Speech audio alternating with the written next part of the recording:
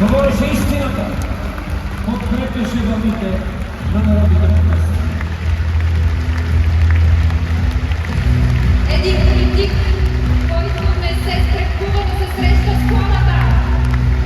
Един държавник, който осъзнава своята отговорност и поставя интересите на родината ни над личния си комфорт.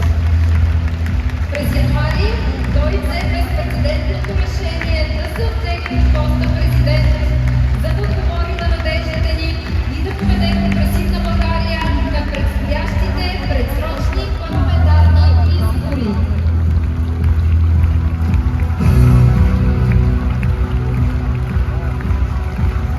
В Висшето военно-въздушно училище Долна Митрополия.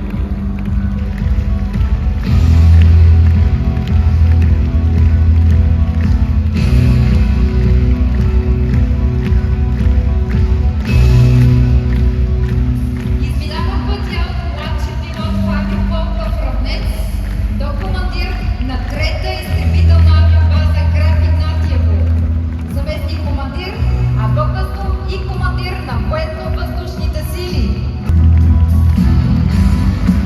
Госпожи и господа, президентът на България в периода 2017-2026 година, лидерът на коалиция Прогресивна България, Румен Радев!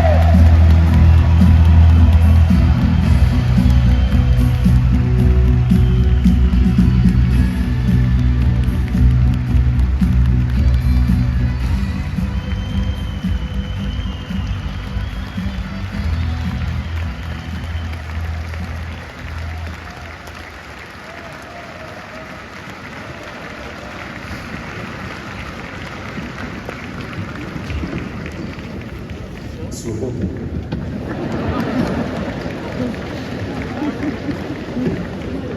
Трябва да снегаме редици, няма как.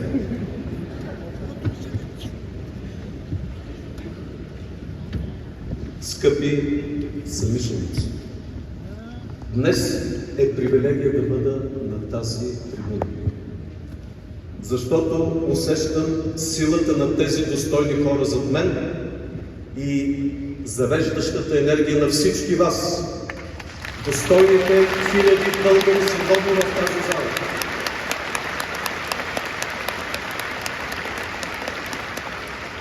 Благодаря ви за подкрепата.